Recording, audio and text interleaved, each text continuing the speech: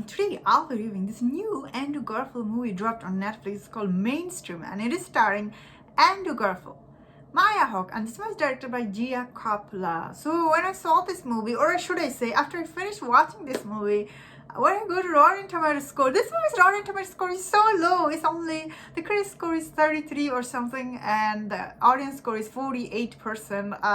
I don't know about this people. I actually really enjoyed this movie a lot. Although this movie itself isn't perfect by my mean, but the idea it brings here and the new generation, how people think about YouTube and how you become a star on YouTube. It is very interesting.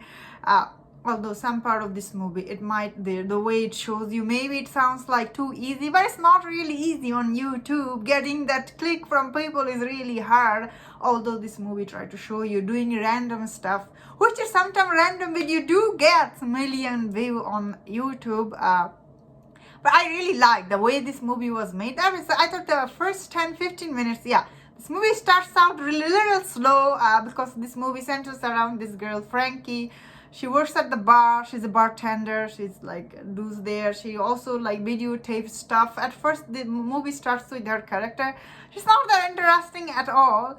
But the minute this movie shows us Andrew Garfield as a link in this movie, of course, this movie dramatically became very interesting for me. So I really loved Andrew Garfield in this movie. I thought he was amazing. I don't know how these people are rating this movie so low. I really loved him in this movie, although I didn't like him in this blonde hair. It was ridiculous. I thought he looked, but that was the point of this movie.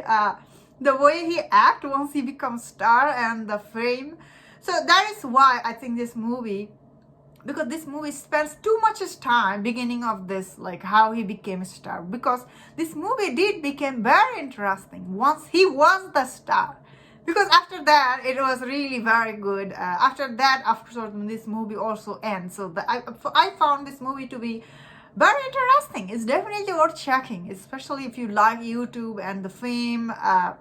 Although the way it shows you these people are getting fame so quickly, I don't think how much is true to it. Then again, so many people are rich on YouTube, so who am I to say it's true or false? Overall, this movie, I will say, as a movie itself, it's an interesting movie. Although beginning might be a little slow, but once this character become like Andrew Garfield character becomes star, you really enjoy this movie.